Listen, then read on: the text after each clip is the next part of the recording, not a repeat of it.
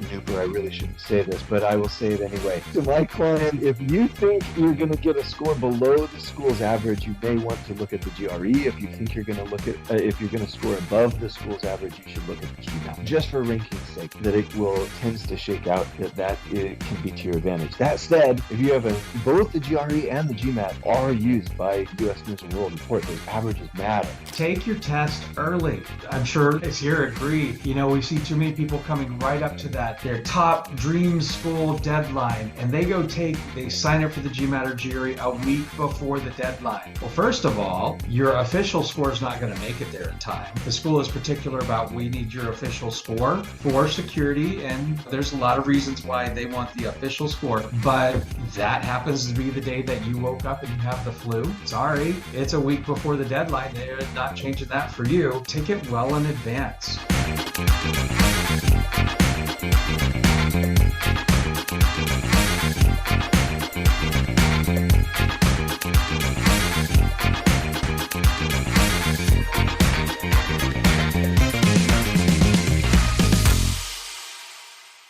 Hello and welcome to the Crack the MBA Show. We have a different format today with multiple guests. Today's topic is standardized tests in MBA admissions. To speak about this, we have three guests who represent different spectrums. Eric Chambers from GMAC, Jay Bryant from ETS, and Travis Morgan, who doubles up as a test prep guru and MBA consultant. Welcome, Eric, Jay, and Travis. I'm super excited to chat with you. Great to be here. Thanks for inviting us. Thank you. Okay, so before we begin our Q&A, I'd love to briefly introduce you. Eric is the Director of Market Development for the Americas at GMAC. In this role, Eric and his colleagues develop and implement programs that enhance GMAC's engagement with schools and other industry stakeholders. In addition, Eric manages the relationship between GMAC and top 20 schools in the US. Before joining GMAC, Eric worked at Wharton and Fisher's College of Business at Ohio State University. Jay is Associate Director of Business School Relations for Western USA and Canada. In this role, he serves as a strategic advisor and liaison for ETS to business schools in these regions. Since completing his MBA in 2004, Jay has overseen admissions, recruiting, financial aid, and student affairs in graduate business education. Jay has served in global higher education markets at both UC San Diego and Thunderbird School at Arizona State University. Last but not the least, Travis is the founder CEO of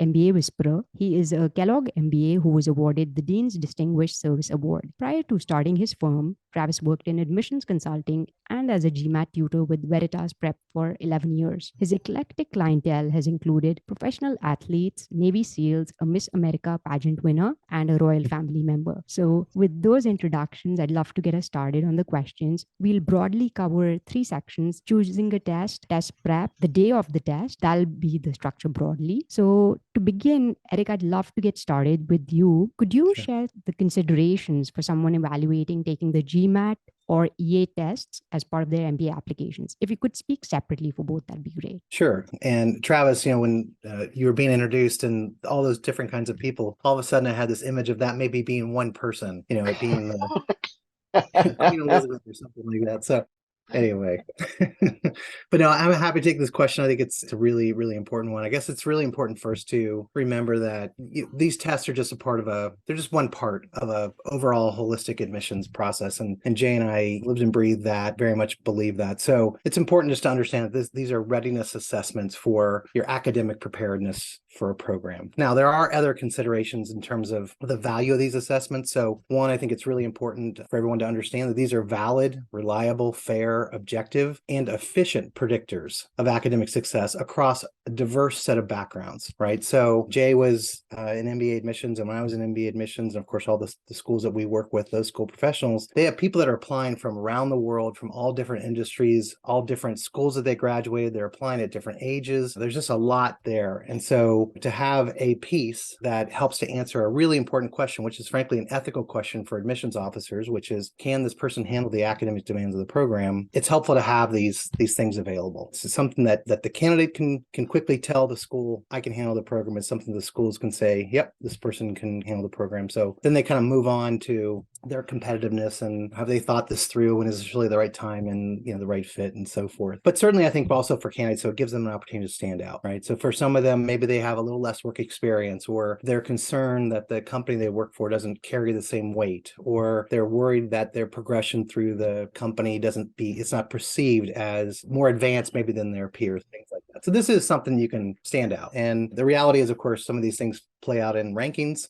And so schools do like to have some of those numbers if they can, but they're not going to compromise on the overall breadth and quality and diversity and dynamic side of the class. But nevertheless, when they get down to some tough decisions, that certainly will impact. I do think taking these tests is a way to demonstrate that you really want to go to school. You have put the time and the effort to move towards these plans. This isn't just something you just thought up a few weeks ago and now you've thrown together an application. This is going to take some time. It's going to take some effort. It really is an investment of time. It definitely does play out in scholarship decisions. Almost every call that I have with a school or webinar that I do with a school, they always bring it up that these test scores play a factor there. They do play a factor in some companies that are looking really at the mid-year program internships and which candidates that they're going to interview for those positions. Now, it's very specific to certain industries and certain companies, so it's not across the board. It's not typically used for an actual job offer. So if you think about this at the end of the second year, but nevertheless, you've got these large companies that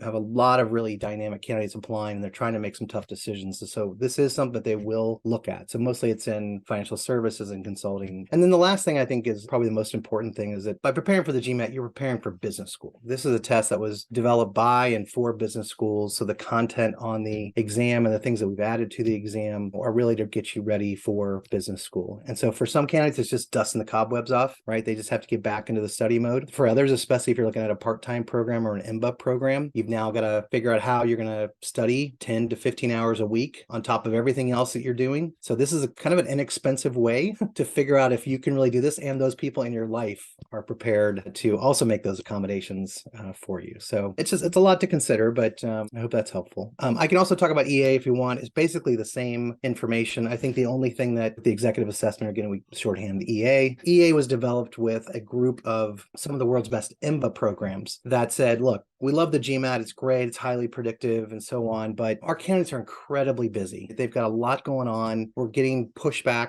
for the number of hours that they think is going to be expected to study for this, the length of the exam. And also, some of them didn't want to take the same exam of people that would be reporting to them. We're also going to take. So, hey, boss, how did it go on the GMAT? Because typically as you move farther and farther away from your undergraduate studies, your grades you don't score as high. And part of that is because they're not putting the time in, but also, some of that stuff, you've kind of lost some of that. So it's a little harder. Anyway, but it was developed working with MBA programs. And that's why it's called the executive assessment. But what has happened, though, since that 2006 launch is that it's been something that's been very attractive to schools, very attractive to their candidates. The schools have found high validity in it. It's working really well. It's working as it's supposed to. And so what they've done is they've expanded it to other program types. It's currently accepted at 250 programs, 15 plus schools, something of that nature, but it's not everybody. So again, if the candidates that are listening to this are looking at certain programs, certain schools, obviously, then they need to double check to see if the executive assessment is something that's accepted by that school. And they can get that at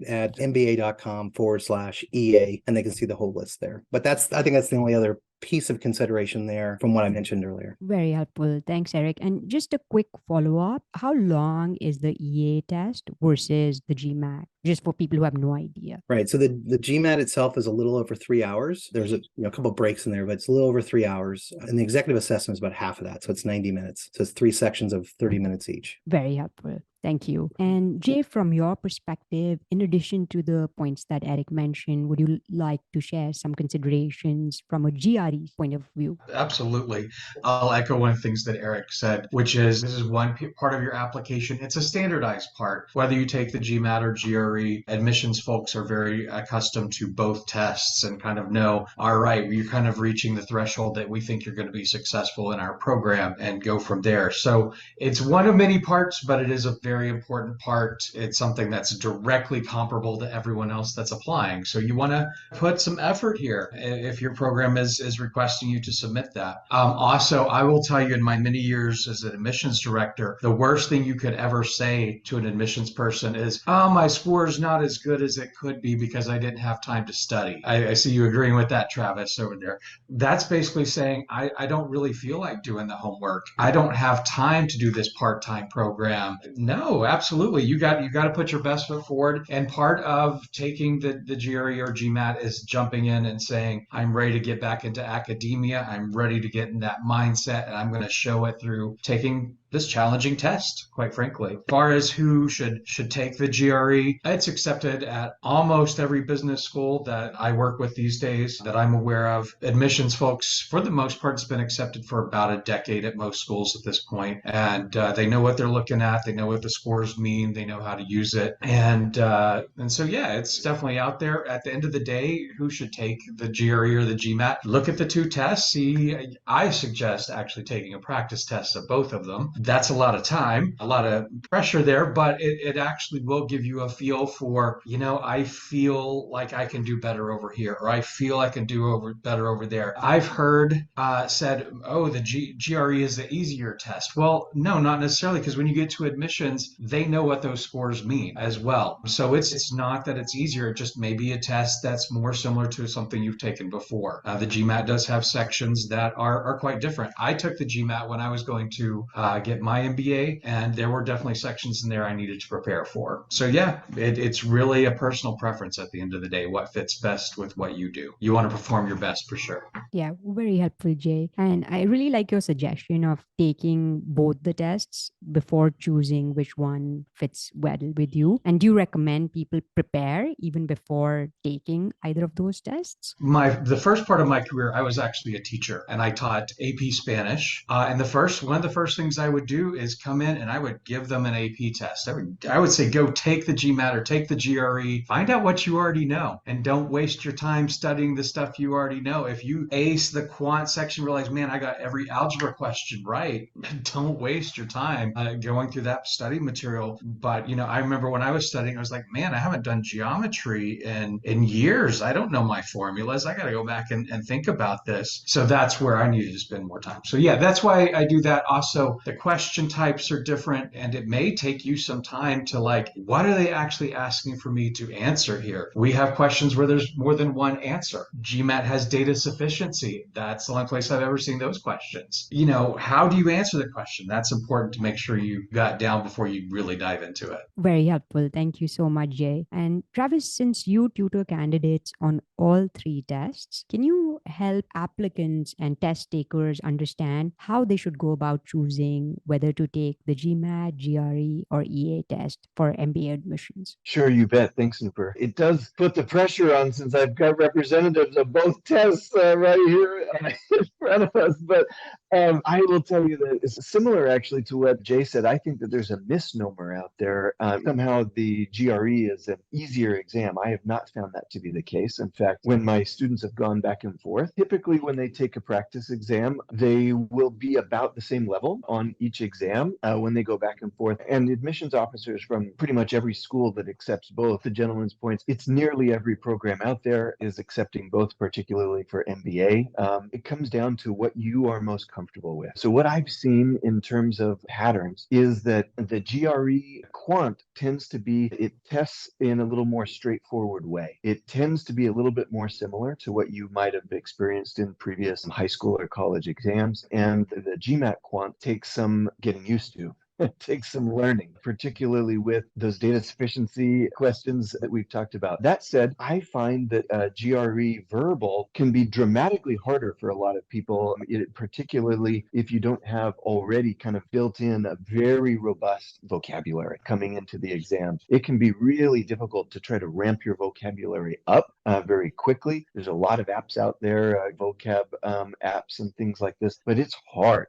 That is a very difficult way to try to kind of boost that skill. That can be very challenging for a lot of people. I find that the GMAT verbal is more along the lines of logical reasoning and things like this, which can be far more natural for a lot of people versus the pure meaning of word, which can be challenging to try to learn, particularly if you are taking the GRE as English as a second language. I will tell you that personally, I happen to think that the executive assessment is the best assessment for your actual skills, particularly my students who have a lot of test anxiety, that are really uncomfortable in just in the act of taking tests and things like this, that they tend to, because I get to sort of see them through the whole process. It's kind of cool to see, where their scores line up and how things shake out. And I find just in working with people that it takes the least amount of effort to learn how to take the test in the executive assessment of all three tests. A lot of what I do with my students is helping them understand how to maximize the test itself and how they can adjust the way that they're approaching problems and things like this. The executive assessment tends to be the exam where they need the least coaching on that front. The genuine ability level comes through on that test most naturally. And as Eric mentioned, it's the shortest, right? It's only 90 minutes long, and that there's a lot less mental fatigue factors and things like this that come into the executive assessment. And like I say, to me, that seems to be the exam that really demonstrates your ability, the purest, as far as your true academic ability versus your ability to take tests. Eric, you should know that I'm a big cheerleader for more schools getting on the executive assessment. Every time I talk to them, I try to convince them to start accepting the exam. It's a much, much smaller pool of schools that accept the executive assessment. So that would be a challenge for most applicants to rely exclusively on that exam if you're looking for a full-time MBA program. Yeah, I think one of the factors in there is the simple fact that it's not currently accepted by U.S. News and World Report as a part of the equation for that portion of the ranking. And so I think we would see a lot more full-time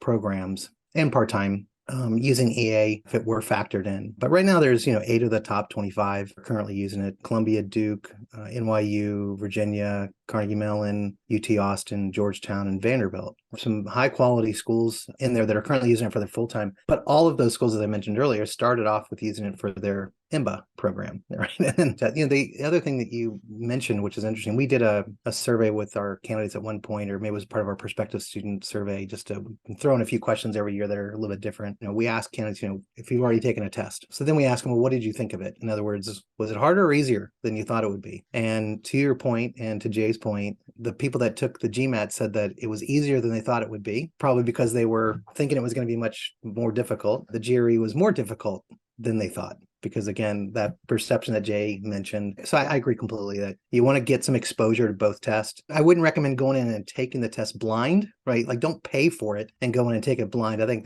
you are going to get tripped up, right? There is going to be some pacing issues. You are going to see some question types that maybe you've never seen before. But to Jay's point, there are free tests on both sides. And so I'd recommend maybe spend a little time on the question types, right? To your point about the data sufficiency, just so you know what you're looking at. Go ahead and take one of the practice tests and just see where you are, and then impact how you're going to study and how much time you're going to study. And then use the second free test as a great dress rehearsal, kind of as you get closer to finalizing your prep. I'll also throw out that we're in a great time of change in this industry, higher education in general. The EA, like Eric mentioned, I think it was 2016 around there when it first came out. And I was still in the admissions office then. And certainly we were viewing it back then. Now it's accepted for a lot of full-time programs. The truth is, 2020, this crazy thing came in called COVID, really disrupted the education market. And that's made both GMAC and ETS take a step back and say, and all the universities we work with, and say, what is the best process? Also, as DEI initiatives and things have changed at schools, that's something of concern. Program types have changed. If you're watching this webinar a year out from now, all the numbers that we've given you are probably going to have changed a little bit. There's going to be schools that are accepting things that you might not know about at this point. It's a constant change, and we're in the midst of a very large change in our industry. It's a fun ride, to be quite honest. Yeah, absolutely. And Jay, speaking of shorter tests, right? Does ETS have plans to develop a shorter version or equivalent of GRE test? Right now, there's nothing announced that we're going to be doing that, but that doesn't mean that in the background, we're not evaluating every single option. We work with a lot of business schools out there. We have an advisory committee that we work with that tells us what it is that they need and that they want. So I can't say that anything is definitely coming, but I can tell you that there's a lot of work in the background, a lot of conversations I'm having in the upper folks with the GRE are having of, if not what we have right now, what do we need in the future? And that's what I mean. We're going through constant change. Yeah, fair enough. Travis, I want to double click on something you said, right? With the comparisons in the difficulty level of the two tests, the GRE and the GMAT specifically. So there is definitely a misnomer about the GRE being an easier test, with it being section by section adaptive versus question by question adaptive. So can you speak to that as well? That does that not make a difference? It absolutely makes a difference in terms of how the test feels. And so the GMAT, I always joke with my clients that the worse you feel, the better you did. I say, if you did really well on the GMAT, it feels like you just got hit by a truck coming out of this test. It can adapt into some very, very difficult problems. On that said, particularly on the quant, you can actually get a lot of problems wrong on the GMAT and still get a very strong score. Newport, let me give you one little example here. So I had a student recently who got a 730 on a practice exam. On the actual exam, you don't get to see exactly how many problems you get wrong, but on his practice exam, he got a 730, and he told me, Travis, I got this 730, but I'm concerned that it is not accurate. And I said, oh, why not? He said, oh, I got X number of questions wrong on the quant. There's only 31 questions on the quant. Newport, any guesses on how many questions he got wrong on the quant and still got a 730? This is well above 90th percentile, probably the third, Like fourth, fifth. 7 questions? One would think about 7. You got 13 questions wrong on the quant. That is nearly half the exam. So it feels a lot harder. The GMAT can feel harder when you're especially doing well early on in the exam. It adapts very fast early on in the exam. And the EA also adapts kind of half a section by half a section, which is a more comfortable feel for the test taker. In all honesty, my experience has been on the quant. It actually, just the way, because of the test taking pool, where you've got people coming from all different backgrounds and going into various different programs, including things that literature and things like this, that where they don't really care much about the quant score. In my experience, it actually is easier to get a higher percentile score on the GRE for most MBA or business school candidates. That is, to my understanding, how US News and World Report includes it in the rankings, is based on percentile. So I will say, for my students who really struggle, where they're kind of just starting out from scratch on the quant, where even their fundamental skills were kind of starting from the very beginning, sometimes I do nudge them more toward the GRE than toward the GMAT, because it is harder to get a higher percentile score on the GMAT than on the GRE in my experience. That's very helpful. So, what I'm hearing is that for the poets, so to speak, maybe the GRE could make sense because of the quant potentially being more up their alley. So, could you also give us a sense, Travis, for how, if there's, I know we're generalizing, but maybe for a specific pool of candidates, this test tends to work better? If you have any other such rules of thumb. Of the GRE? GRE or GMAT, that like maybe for an engineer, for example, like is this test better suited and versus like other categories of people? Just in my experience, one of the things is there's often a couple of different types of learners. Some people are very kind of linear thinkers. They do this step and then that step and then this step and then that step and just teach me all the steps. And then I go in and I do those steps. This type of a learner tends to excel faster on the GRE. Sort of what I think of as like the cloud learner. Like I kind of pull this piece of information here and this piece of information there and this piece of information here,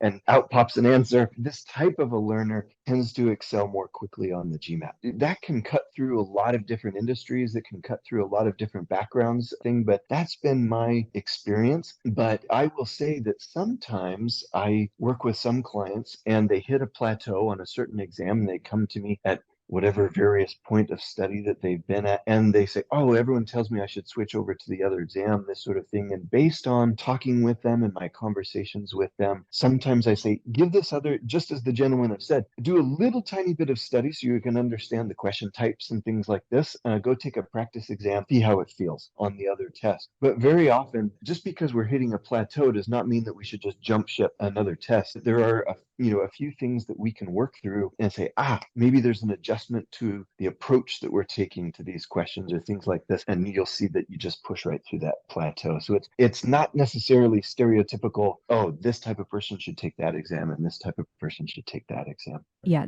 very helpful, Travis. My next question is for Jay to begin. Jay, do schools prefer one test over the other? Or is there a reason why the schools may prefer the GRE? If you could speak to that. Sure. Well, let me also say it's more than just schools. There's different programs too. For example, business analytics, finance, things like that, which are specialized master's programs. And you'll find that some of them really encourage one test or another. And it's different. School by school is different. I think everyone in this panel would say, I can't give you an answer for what all schools say because there is no such thing. My experience has been the vast majority of schools these days are really, as a student, you're their customer. They need you to come to their school. They want you, if you are a good candidate, to come to their school. They have to be able to say you're going to meet the level of academics that we're going to throw at you, and that's why we exist as assessment organizations. Prove it through the GRE, prove it through the GMAT, prove it through the EA, or whatever comes along in the future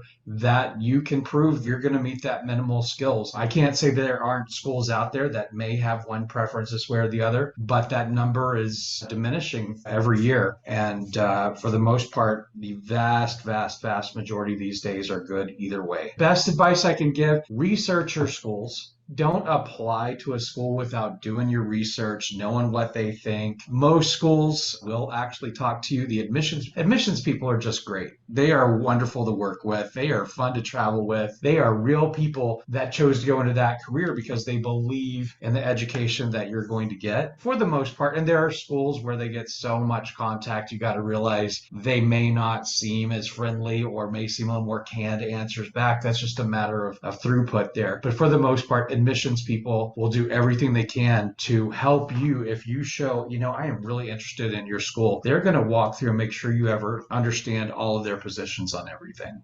Okay, sure. Thanks, Jay. And Eric, could you speak to whether schools prefer the GMAT in certain cases? And I'm specifically talking about MBA. Yeah, I think Jay described it really well. Before GRE was in the business school space, all the schools required the GMAT. They really weren't waivers or those kinds of things. Everybody just required the test. GRE moved into the space. It appealed to certain candidate schools, to Jay's point, as many of the right kinds of candidates to apply to them. I don't think they're just trying to generate applications for application's sake, for volume, but really trying to attract a wide range of candidates coming from a wide range of backgrounds, maybe looking to go to business school for different reasons. That it creates a rich environment for learning. I think the other thing was that GRE is probably still, Jay would know better than me, a very popular test for undergraduates to take, because when you're an undergraduate and you don't know what you want to do, maybe you take an LSAT, maybe you take a GRE because parents are breathing down your neck going, what are you going to do with your life if you graduate? They're like, but mom, I'm taking a standardized test right now. I'm going to go to law school. I'm going to go to grad school. And business, especially MBA programs, really weren't something that people talked so much about at the undergrad level. I mean, there were plenty of undergrad business programs, but with MBA programs, you're always told to wait 3 to 5 years before you go get your MBA. There's plenty of time to take that test. The schools, I think especially with these pre-experiential programs, that was kind of a natural fit for a lot of them. I do think that probably with more of the higher quant demanding master's programs, there's probably more of those candidates that are taking a GMAT. I don't know if the schools necessarily recommend it. There are still some, as Jay's point, the schools have gotten to the point where they're just like, look, we're agnostic, because they just don't want to answer the question, to be quite honest. These candidates, especially for MBA programs, especially those for highly ranked MBA programs, any edge that they can get in the process, they're going to go for. If a school says we prefer X or Y, they're going to do that. It's just how they are. Just like you should apply in the earlier rounds. I mean, there's all kinds of advice that Jay and I can give. But one point they said, yeah, we accept the GRE, but we prefer the GMAT. That happened for a while. And then they just started to switch over to, nope, we're agnostic. And they were more comfortable with GRE at that point, feeling more comfortable with the scores they're seeing. They just got a little tired of answering the question. And again, to the point that both Jay and I have made a couple of times here, it's just one part of the overall process. You shouldn't be stressing about this and sort of how the school perceive it as much as what it is telling the schools, which is, I've made the investment to go to school. I am prepared. My score reflects that I can handle the academic demands of the program. Now, let me tell you all these other great things about myself and why I feel like I'm a good fit and a good match for your school. Okay, sure. Thank you, Eric. And one question I have for you, Travis, is you spoke a little bit about percentiles earlier. So I was wondering if the percentile scores on the GMAT and GRE carry the same weight. In other words, is 90th percentile on GMAT equivalent to 90th percentile on the GRE? Well, it depends on who's looking. In fact, ETS used to have a calculator on its website looking at it, and the answer is no. Particularly on the quant, percentile on the GMAT is not equivalent percentile on the GRE. GRE would require a higher percentile to have the same equivalent level as the GMAT percentile. And I believe the schools are aware of this. However, when you look at a school's averages, like if you just look at their class profiles and you look at their average GMAT scores, you look at their average GRE scores, these averages do not show that. They do track pretty well, though, to the rankings, which equate the two percentiles as the same. Nooper, I really shouldn't say this, but I will say it anyway. To my client, if you think you're going to get a score below the school's average, you may want to look at the GRE. If you think you're going to look at, if you're going to score above the school's average, you should look at the GMAT, just for ranking's sake, that it tends to shake out that it can be to your advantage. That said, if you have both the GRE and the GMAT are used by U.S. News and World Report, those averages matter. If you have just a rocking GRE score, that doesn't mean you should go take the GMAT. Like if you had a fantastic score that's going to pull that school's average up, that's a positive thing. It is incorporated into those rankings as well. If I can add here, like I said, since 2020, the industry has changed such a great deal. The GRE goes outside of business schools. In fact, the vast majority of our test takers are looking for engineer and science programs, STEM programs. But we do also have musical theater and history majors taking it. But different schools have changed their admissions requirements where they may or may not require a test coming in. That has significantly changed the population. When you change the population, you change the percentiles. I'm going to go out and say the 2019 percentiles are not the same percentiles that they are in 2023. We make schools aware of that, and you're going to see more and more schools are not only putting their average GMAT out there, but their average GRE. And part of that, we did have a calculator before. I had used it when I was in admissions. I knew that it wasn't always the most precise tool, but it gave us an idea. We decided,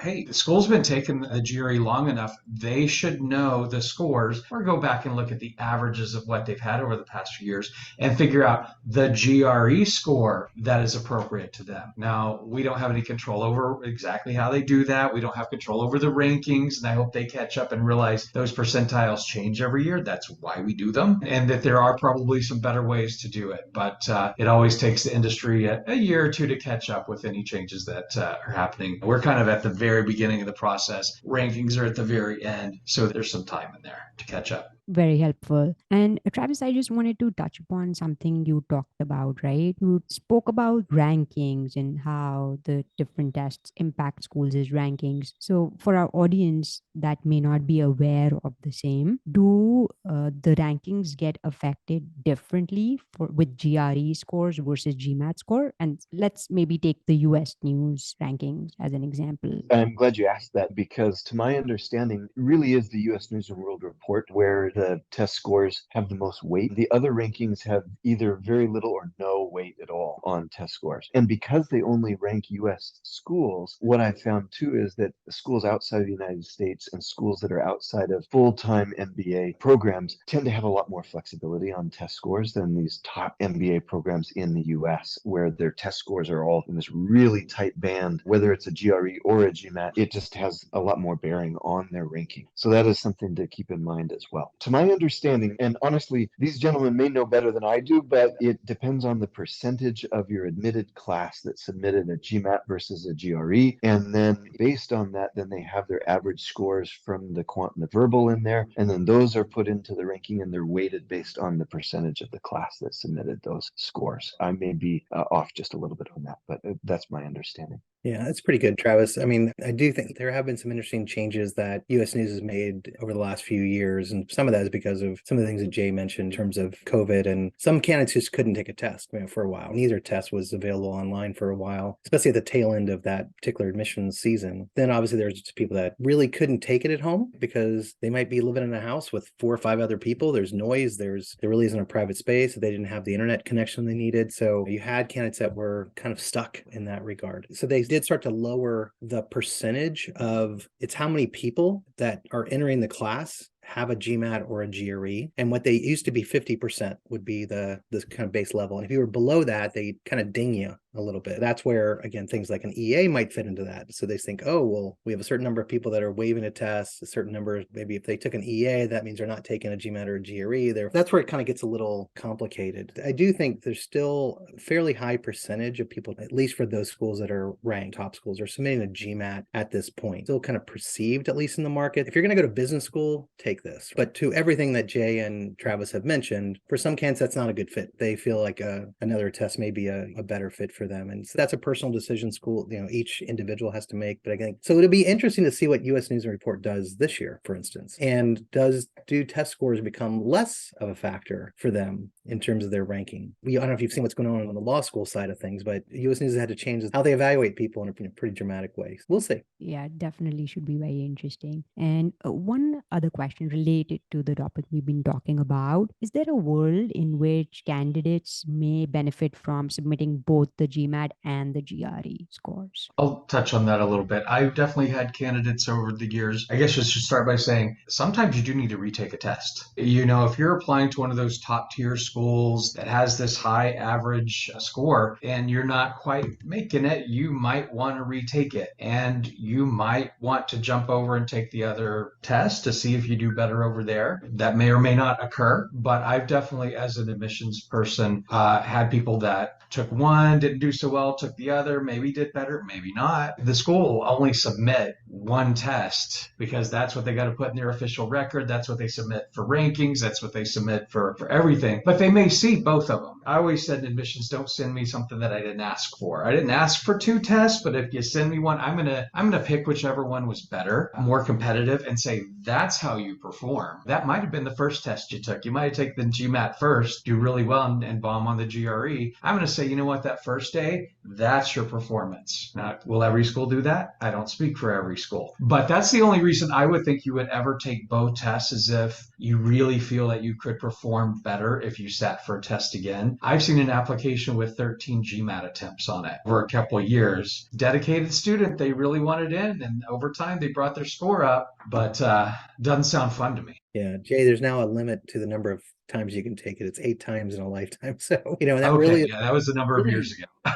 Well, yeah, no, I've seen the same thing back in my days too. It's really kind of to protect candidates from themselves. There's sort of you're going to hit a certain threshold, and you don't just keep taking these tests to hopefully get a better score, kind of, luck out and get a higher score. I would just add to what Jay said. One is, I don't think schools sit there and debate, well, why did they take both tests? You have your reasons for why you took both tests. Maybe you were looking at different types of grad schools. Maybe you just wanted to try both of them. Sometimes they do send some intangibles to the school too. Sometimes when candidates would submit more than, they take the test maybe a second time, or maybe even a third time, depending on what the score was originally, it does send the signal to the admissions team, you're doing everything you can to help that admissions officer make a case for you in committee. Jay talked about one of the things he never really liked to hear. One of the things I didn't like to read was, my score doesn't reflect what I'm really capable of. Okay, you took it once. How do you know? Maybe it is reflecting. It's just you have a higher perception of what, and maybe your grades reflect that. And I'd say maybe an interview, wow, you seem very, very bright. But these tests are very much designed for predicting academic success in these programs. My thing would be then take it a second time. Most people, when they take it a second time, they, depending on how they've said, Travis can answer this much better than any of us, but depending on how well prepared you are going in and how that day goes, are you rested? Are you feeling well? Kind of gotten over your normal anxious sort of feelings, which is very understandable. And you take the test. If you don't do anything different between then and maybe another month, you're going to come right back and get the same score, or it's going to be within 30 points because that's the margin of error. And maybe you'll luck out. You'll get 30 points higher. Oh, great. I'll take that. Sure. I would not recommend people just taking it over and over and over again. Absolutely. And Travis, is there anything you wanted to add about taking both the tests as a strategy to excel in admissions? I think it's very important, and Jay made this point of, it does not put you at an advantage to take both tests and submit both scores. Admissions officers do not say, oh my gosh, I've got this person who only has one score and this person has both scores. I've got to go with the person who has both scores. That is absolutely not the way that decisions are made. So you should not use that as a strategy to try to have an advantage in the admissions process. So that's number one. But now, are there circumstances where it might be valuable for you to try both tests? Sure. And we've talked about where that may be the case for some people. There's been another thing too, which is just simply taking an exam more than once. I feel like a lot of test takers are nervous. They've got to do, it's sort of the end all be all on that first time they take the exam. And if they don't get the absolute score that they're looking for, somehow taking it again, retaking it, means that you're sort of showcasing some weakness or something like this.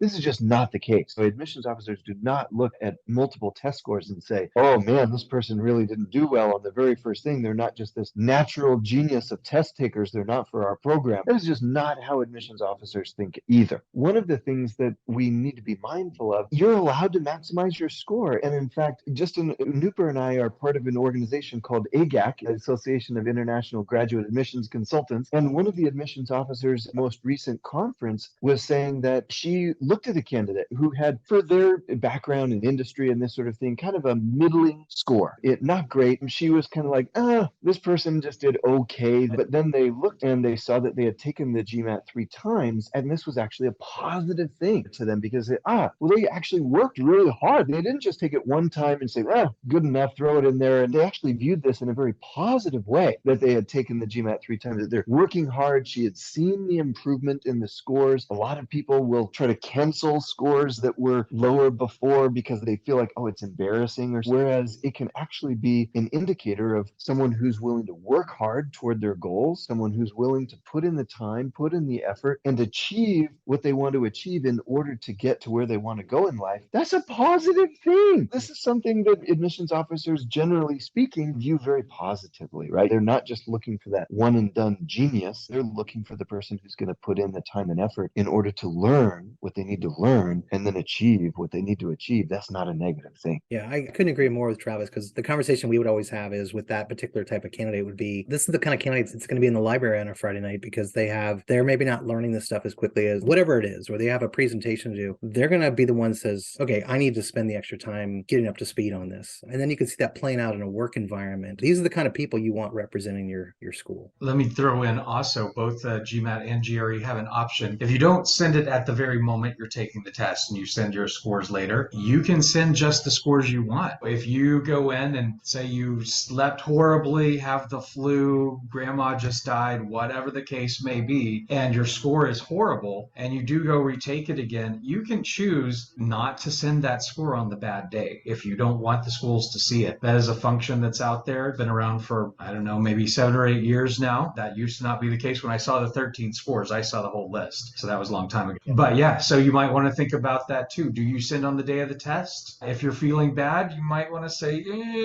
let's wait to see how I do before I send my scores off, because I may not want them to see this one. Depends on the school. I would always look at the best one and say that was the best score. That shows what your potential is. But people see that differently. Yeah. And Jay, I've never had a school say we average scores or I take the most recent score or anything like that. They've always said exactly what you said, which is we always take the highest score. And the reason why we used to always send the full report was that the schools wanted to see the full report. I mean, I think it's a nice feature now for candidates because of those odd situations, not odd, but unusual situations where you thought sick today, but I'm going to plow through. I can do this. And then you go in there and you're about ready to keel over halfway through it. So you clearly did not perform at what you're capable of. And then to go ahead and take it again, let's say a month later, 2 months later, and you do what you're capable of. Clearly, that makes sense. You don't have to explain why there was an 80-point jump or a 100-point jump from one test to the other test. This is what I feel comfortable. But again, to Travis's point and all those intangibles, is nothing wrong with if you've got a 600 and you get a 630 and then you got a 650. That sends all a big intangible to me, at least as an admissions officer. I hear other schools, talk about that as well. Eric, it's an easy explanation though. They worked with me. Yes, of course. There you go. There you go. One other twist on that I will throw out there is take your test early. I'm sure as here agree, we see too many people coming right up to their top dream school deadline, and they sign up for the GMAT or GRE a week before the deadline. Well, first of all, your official score is not going to make it there in time. The school is particular about we need your official score for security, and there's a lot of reasons why they want the official score, but that happens to be the day that you woke up and you have the flu. Sorry, it's a week before the deadline. They're not changing that for you. Take it well in advance. When I was applying, granted, I was way planned out 2 years in advance. I took my GMAT test about a year and a half before I expected to start a program. So that way I also knew, okay, I'm happy with my score and this is where I have potential. I could say, maybe that school, I don't have the scores I need or want to go there, but these others I do. Just take it in advance. Do not procrastinate. Those are the people who came to me and said, I didn't have time to study. I'm like, you didn't have time to study because you procrastinated. Don't do that. It does not send a good signal. And all these tests are valid for 5 years. It is something undergrads, again, that's a good reason why they do it. And sometimes just, again, as I mentioned, to get their parents off their back, gives them some flexibility. They're in the study mode already at that point. Why not just go ahead and take it, bank it, use it later? It's good advice, Jay. Yeah, great advice from all. One question I also have is we were talking about COVID earlier, and one of the changes that brought on was online tests. So, are there differences in between the in person and online tests? Would love to hear from both you, Jay, and Eric on that for GRE and GMAC. Well, they did get rolled out. There were little hiccups, but now everything is fine. It's the same test, whether you take it in person or you take it online. The schools, at least what we can tell, don't seem to prefer one or the other. And that'll be interesting to see as things go on, kind of to Jay's point of as time goes on with anything, do they start to, but so far they don't have a preference. So ultimately it comes down to whatever is the best fit for you. Some people, they feel more comfortable taking it at home or taking it in the office before the office opens or after work. Other folks, they want a more controlled environment in a test center. And my recommendation when candidates ask this question now, and again, I'd say, look, whatever fits you best. But I also know what happens when people take things at home. And there's some other things you have to do that are a little bit of an inconvenience. One is, first of all, there are test centers around the world, 700 plus test centers. You pretty much can take the test on not every single day, but pretty much on a day that works for you, at a time that works for you. I'm sure that's the same taking the GRE. So you take it when you're ready. Taking it online, you could take it 24/7. If you want to take it at 3 in the morning, you can take it at 3 in the morning if you wanted to. But a test center environment is a little bit more of a controlled environment. You don't have to worry about the internet connection. You don't have to worry about potentially somebody walking in. Like Travis, you just had somebody step in and out. If that were to happen on a test, they're going to cancel the test. Imagine if the mailman rings the doorbell because they have a package for you and they need to get you to sign for it. Well, that doorbell ringing might be enough that they have to at least give you a warning. But again, if somebody just happens to, again, to pop in or fire alarm goes off, it's a little bit more of a pain. The other thing is you have to do a system check on the computer you're going to be using. And that's a mistake sometimes people make. They'll do a system check on their work computer, but then they go home and take the test on their laptop at home. It's a different system. Now all of a sudden they can't take the test that day. They have to take it at a different time. You also have to remove all the stuff in your room. You can't have any stickies or like I've got a bulletin board right in front of me. I've got papers. I've got all this stuff. All of that has to be removed. You have a whole review of the space. You're taking pictures of your space. They also have to, if you take your camera, they have to look behind your computer. They have to look around. They need to make sure nobody's in there. It can be, I think, for some people, that's a real pain. My recommendation is if you can go to a test center, go to a test center. But I also appreciate that for some people, the convenience of taking it home might be a very attractive one. Very much this. I haven't taken the GRE at home, but I took the TOEFL at home, which is the same process and whatnot. And I could get an idea what an English test was like. Same thing.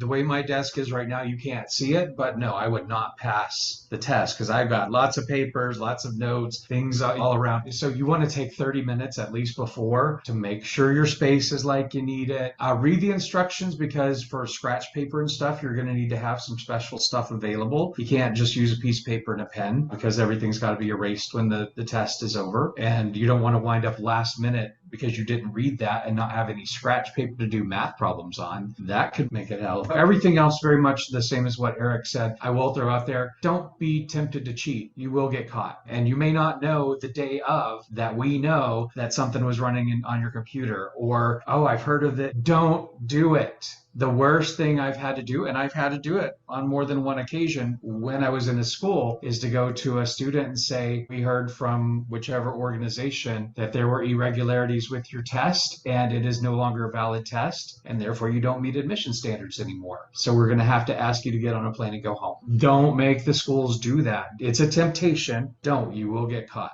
Awesome. And Travis, would you like to weigh in as well? Sure, yeah. And I've had students take tests from both at home and in the testing center. And different students just have different preferences. Some students do have a preference of like, oh, I've taken all of my practice exams at home. I'm comfortable with this space. The number one thing I'll tell you that tends to make the determination for with two things. Number one is how quiet your home is and how many distractions you have at home. And number two is your internet connection. Obviously, your hardware needs to be up to snuff as well. I absolutely absolutely have numerous students who've had glitches with their internet, and it has caused problems with them at home. That can be a real challenge. It can set you back a minute on the exam. Those two things tend to determine whether people will take it from home or not. To my understanding, Eric, tell me if this is still the case, is that on the GMAT, it requires 16 days of the same test between two. So if you take two tests at home, they need to be 16 days apart. If you take two tests in the testing center, they need to be 16 days apart. But if you take one at home and one in the testing center, it can narrow a timeline if you're on a real time crunch. And just as these gentlemen have emphasized, I don't recommend getting ourselves into that situation, because I found that even taking two tests 16 days apart is generally not enough time to improve your skills, to actually be able to improve your score, unless for some reason you just severely underperformed your true ability level on one of the exams due to whatever circumstances. Then that can be a nice backup strategy. Yeah, I would just say the one last thing that people have said, sort of two things. One is, if you have a tendency to read questions out loud or read your text, kind of practice it. Or if you're taking it at home, if you're even just moving your lips, they're going to warn you. They're going to warn you again. The third time, they're going to cancel your score. Test center, if you're doing that, you're just in a cubicle and it's not a problem, my understanding. Now, if you're voicing it, that's a problem, because it's reading real questions to people. The other thing that you're comfortable with is that you have a proctor that's looking at you. Now, it's different than like this, where we can see each other. This proctor, you can't see them, but they're monitoring you. And some people just don't feel comfortable with the person's looking right at me right now. I think most people at some point sort of forget there, and that's a good thing. Now, in a test center, there is a proctor, but they're sitting and they've got multiple people taking tests. Now, they have cameras that are above, so they can see what's going on. If you've brought in a cell phone, which is not allowed, and you decide to take a picture of the screen, which is a huge violation, they're going to see that, and it's recorded and all that kind of good stuff. But it's a little bit different when you're in a cubicle and you kind of got your own space, and there's proctor over there. If you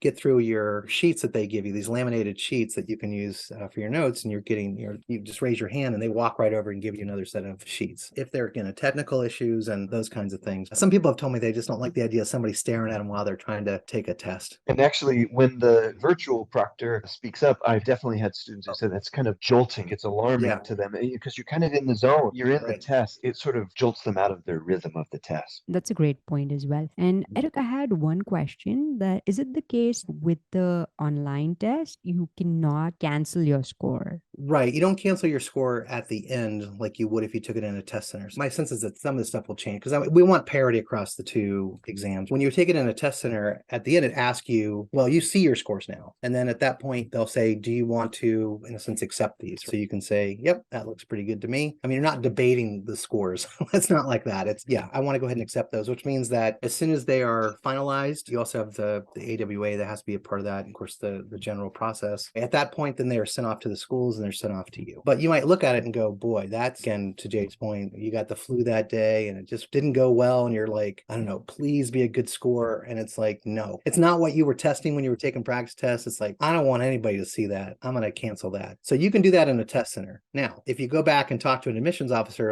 and say, hey, I don't think I'm going to be able to apply to your school because my score isn't high enough. And they go, well, hold on a second. Tell me about what your score was. Well, it was this. And they go, oh, you're fine. You're just a little bit below the average. It's not a big deal. There's a lot more to the process. You can have your score reinstated, but there's a fee to that. When you take it online, you don't get your scores at the end. You have to wait 3 or 4 days to get them. And at that point, you send them where you want to send them. Since you have this ability to cancel by not sending, if that makes sense. And to Jay's point, you can pick which scores and we'll go off. Okay, very helpful. Jay, did you want to add something? I wanted to add something to what Eric said, which is you may talk to the admissions folks and they say, no, your score's in the right range. Remember, when you look at an average, it's an average. If you score a little bit below an average, you assume about half the scores are below that average. That's something I've seen so many people come in my office over the years and say, oh, I did horribly on my test. And I'm like, actually, you're right in the range we're looking for. You might be a little below average, but yeah, to James, but half of the class, those are class profiles. So that means half of the class is below that average. Look at, sometimes they'll put the whole range of the class, but a lot of times they'll definitely put the mid 50%, mid 80% range. And I think that's probably a little bit more of like, okay, how do I stack? Yeah, maybe I'm a little bit lower there. there, but I'm in the range. It just means that some of the other stuff in my application has to really stand out a little bit more. And if you're really nervous about it, you do not have to send your scores the day of. That's always an option. But if you're like, oh, I don't know, hold off. You can still send them next week if you need to, as long as you plan well in advance and the deadline's not next week. That's a problem. Fair enough. All right, shifting gears and moving to test prep now. What is the typical timeline for preparing for the GMAT, GRE, and EA? And Travis, maybe I'll have you take this one, specifically since you're exposed to all three. I'm happy to answer that, but I'd actually be curious if Eric and Jay have statistics on this, because in my experience, it can be about 1 week to about 2.5 years. Well, I can tell you what it is for the GMAT and for EA. So these are all self-reported. What candidates tell us that they've spent studying for the exam. For the GMAT, it varies a lot, and it varies by region of the world, which says a lot about just sort of the educational systems and how the value of testing plays out. People progress through their studies, therefore also just their comfort with these types of exams and so forth. So in the US, the average that our candidates report is about 40 hours, and that's similar to Canada and Europe, or maybe around 50 hours they're saying that they spent. But like in South Asia, it's more like 80 hours plus, even 100 hours sometimes. That's a lot, but nevertheless, again, there's a perception that these are high stakes tests, and that for some of those candidates, this is the most important thing in the application. It's not. Or Jay will say the exact same thing. It's an important piece for what it's there for, but it's not the most important thing. I think people in the US are used to, when they applied to college, when they were high school students, they got that same message that the SATs and ACTs were just one piece. It's about fit and match. You need to spend your time on your essays and come in for an interview and make sure you visit the schools, make sure you're applying to the schools that are a good fit, all that stuff. EA is a little different.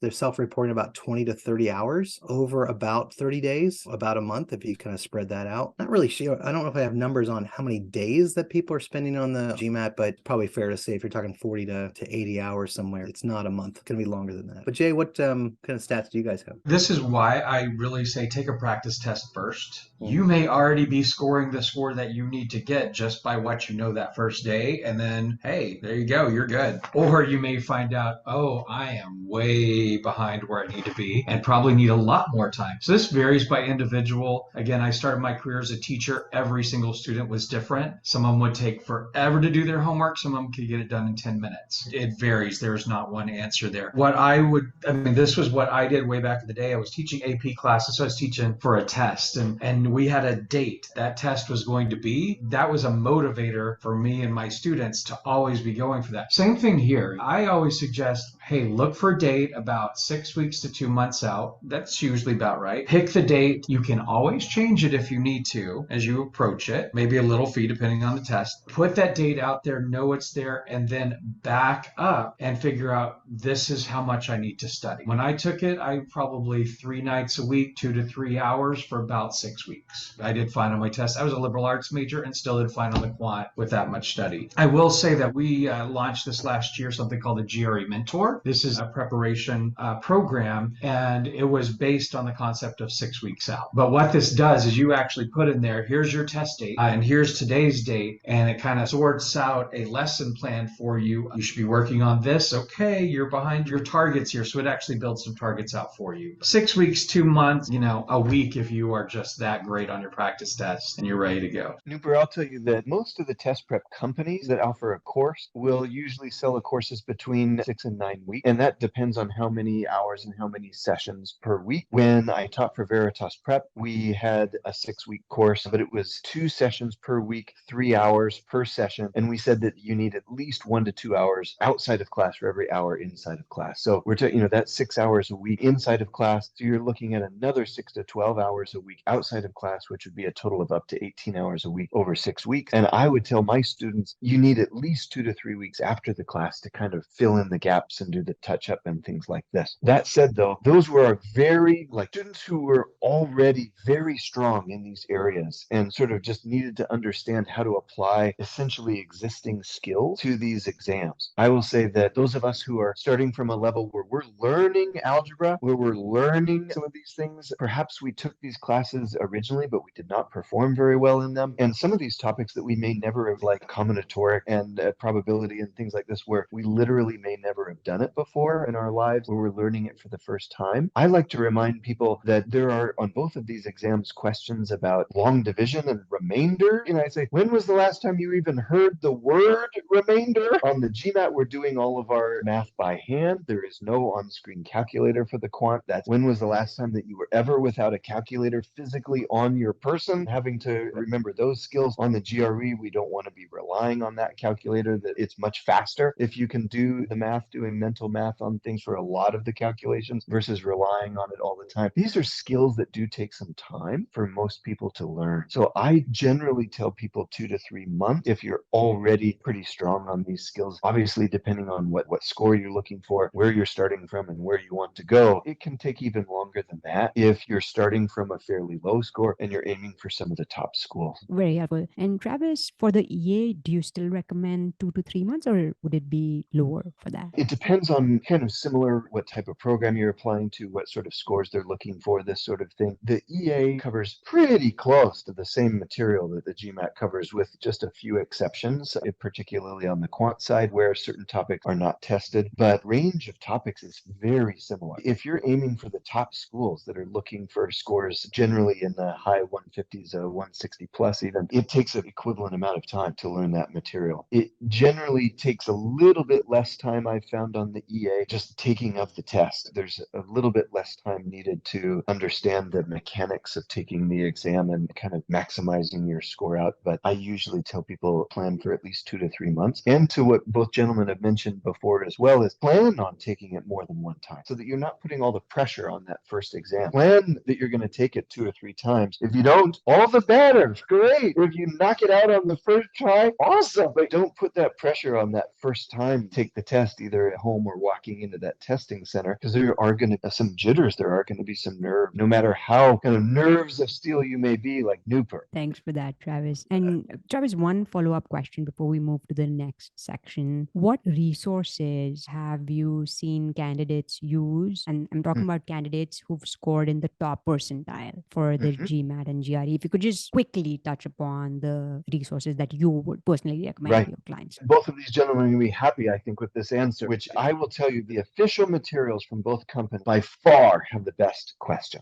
I worked for a test prep company for a long time, and it is a real challenge. I don't know if they have the numbers on this, but they spend a lot of money per question writing these questions and having them tested, going through the various iterations and all of this. By far, the official materials are the best questions. That said, they are not always the best explanations on how to get there. So I absolutely use the official guides for both tests in my test preparation with my clients. If you're looking for foundational materials, some of these test prep companies like Manhattan Prep and Kaplan, which are now the same company, offer some foundations of quant that I think are strong for kind of just brushing up and learning both of these things on your own through self-study. I do know that ETS, correct me if I'm wrong here, Jay, has a partnership with the Khan Academy where they have some materials online where it's specific to the GRE, to the Khan Academy. I found that that's been valuable as well. And I do find that a number of students through self-study will sometimes hit a plateau. Some students with self-study will get the score that they want. And I'm actually not a person who says that you absolutely have to go out and spend thousands and thousands of dollars to take these exams. It tends to be those of us who hit a little bit of a score plateau and we just don't know why. We're like, what is going on? I have put 120 hours into this exam and I'm still scoring the same thing that I scored 4 months ago. That's where it can be helpful to have a little bit of an assessment and understand what's going on and see if it is unlikely to be your content knowledge. At that point, it's very likely to be kind of the way that you're approaching questions, the process that you're using to solve problems. These sorts of things tend to be where we can push through those score plateaus. Okay, very helpful. And moving to the test day itself, how can a candidate ensure that they are performing their best on test day? If you could share some strategies to help manage test day anxiety, that'd be really helpful. Eric, Jay, would either of you like to take this? Sure, I'll jump in. We might end up saying some of the similar things to everything that Travis has talked about and Jay has talked about. There are these prep materials. You need to be honest with yourself about where you are and how much extra time you're going to need, and you set up a plan and you go forward with it. But something to help on test day is you've taken a couple of these practice tests. You've learned to get in the zone and you feel you have a pretty good idea of where you're going to score anyway. It's not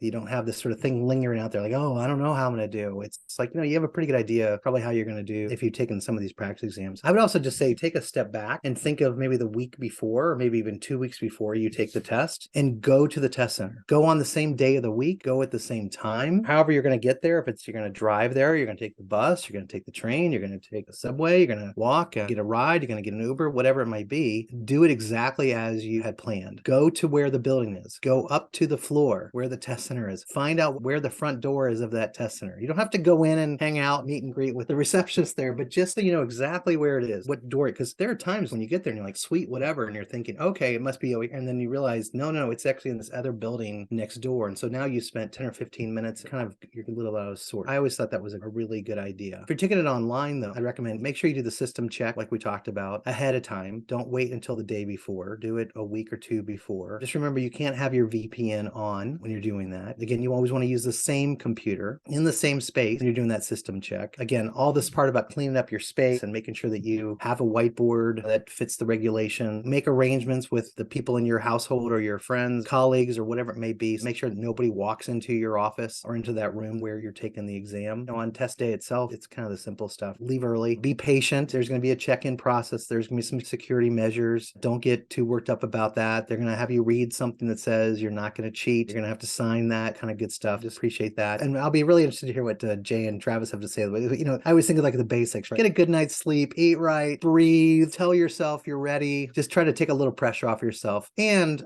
I guess the last thing is realize that you can be nervous in the test. You can get some questions wrong that you normally would have gotten right. And that's fine. You're just going to get easier and easier questions. And then as soon as you get down to a certain level, you go, okay, I think I can handle this one. And then you stop, you breathe, you know, you actually start to getting questions right. You're going to get up to where Travis is talking about. You're getting a question right, one wrong. So all of a sudden, every question is challenging but doable, which is when, as Travis said, it's a fatiguing process. But again, it's more about which questions you get right on a regular basis, an extended period of time, rather than how many you got right versus how many you got wrong. Just kind of know that that's the case. I guess probably the last thing I'd say is with your own prep, and maybe Travis, I'd be interested to hear your thoughts. Try to simulate test center conditions as best you can when you're prepping. That doesn't mean like build a cubicle in your house or something, but what it means is there's no TV on, there's no music playing, you don't have anything to eat, you don't have a lot of noise or a lot of people around, you're not making dinner when you're taking the real test. Try to simulate that experience as best you can. I'm curious what you guys have to say. I'll add a few things in there. Yeah, very much. Get there early. Assume your test starts 30 minutes to an hour before. The last thing you want to do is stress out because you're running late and can't find a parking spot. And a lot of these test centers are on university campuses or in downtown areas, and you're going to have to figure out your parking.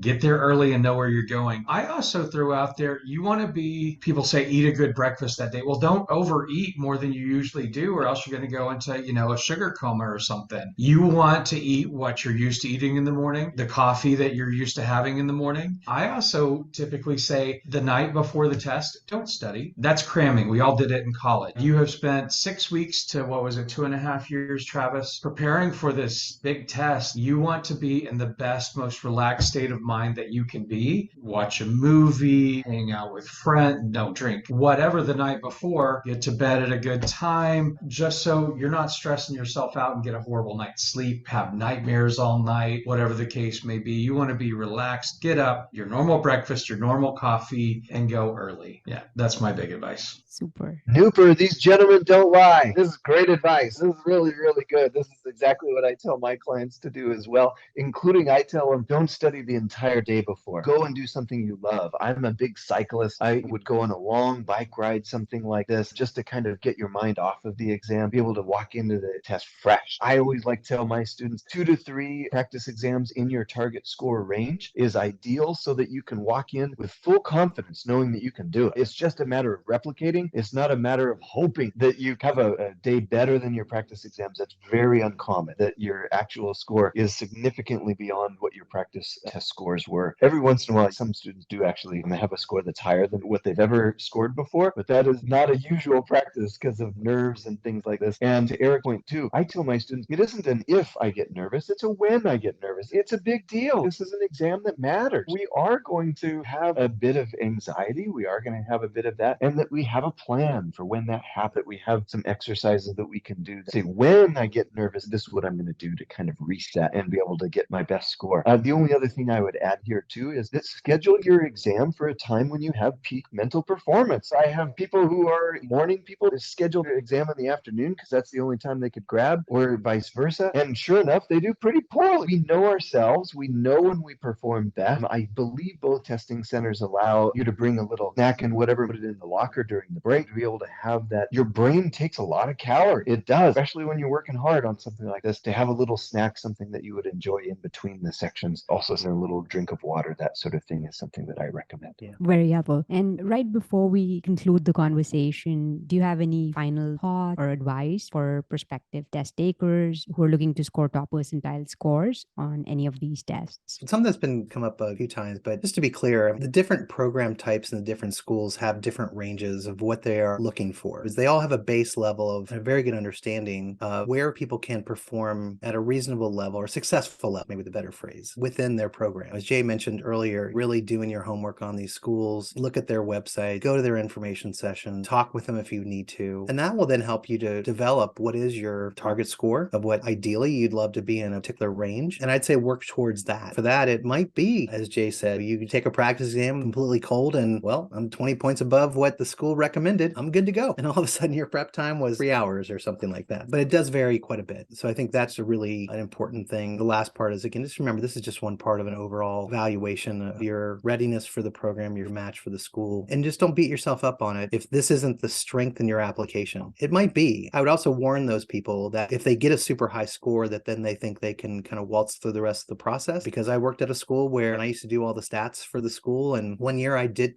look at what was the GMAT total score and just for fun. And then what was the admit rate on those scores. And the admit rate for 8 people that apply with an 800. And I think we admitted 1. And it was lower admit rate than the 650 folk. And I sort of look at those top people and I could see it. They get an 800. They think, oh, I'm done. I'm getting in everywhere. I'm going to get a full ride. This is easy peasy. They don't bring their A game. They don't answer the questions, thoroughness that they need to. And all of a sudden the school is saying, there are other more compelling candidates. But most people don't do that, by the way. They don't. But nevertheless, I'll just be on both ends. One is, if you get a lower score, don't rule yourself out. Let the schools rule you out. If you're at a super high score, just remember there's a lot more to the process as well. Don't count on that too much. I'll take that from right there and say, go after your dream school, go after that top tier, top 10 institution, but have a backup plan, because you might not get into the school for one reason or another. It may be your GMAT or GRE. It may be some other part of your application that you're just not a match. There are a lot of good programs out there, so many. And I see too frequently that they are overlooked because it's not your top 10 institution. There's no way I'm going to go there. No, absolutely. Look at other institutions that may be in the region that you want to study. Maybe it's a university really focused on, maybe you're really into engineering or science, and that's a strong point. That's maybe not your dream institution. So always in life, aim for the stars, but have a backup plan, because the worst thing to happen would be you didn't get in your dream, so your whole life's over. No.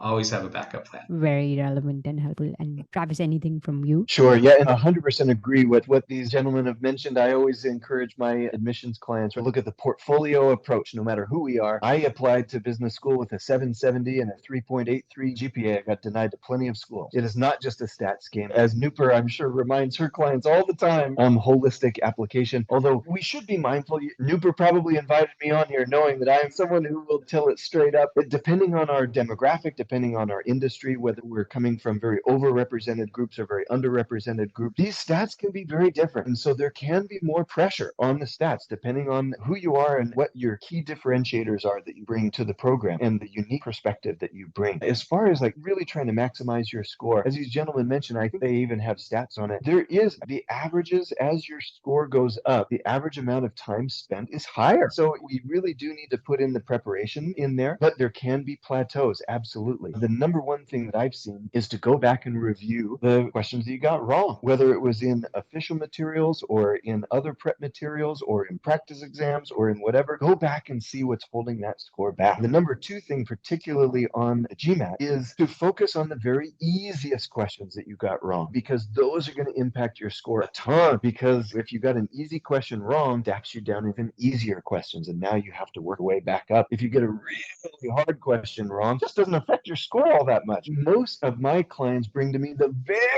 hardest questions. They're like, Travis, this is what I want to cover today. And I'm like, this isn't what I want to cover today. This is horrible. Even on the GRE, we tend to lose a lot of points on little stuff. And so I focus with my clients on building in what I call guardrails into your process. How can we adjust the way that we're approaching these problems so that we can get this level problem right 100% of the time? We never fall into those trap answers. We never fall into careless mistakes, because we have a very consistent consistent process that we do. That idea of having consistency and these guardrails in your process and reviewing what you got wrong and just working your way kind of easiest to hardest, how I would recommend aiming for those top scores, not just looking at those 99 percentile level questions exclusively. That's not how you get there. Excellent. Very helpful. So with that, we will bring the conversation to a completion. Eric, Jay, Travis, thank you so much for the rich conversation. I really appreciate your time. Thank you.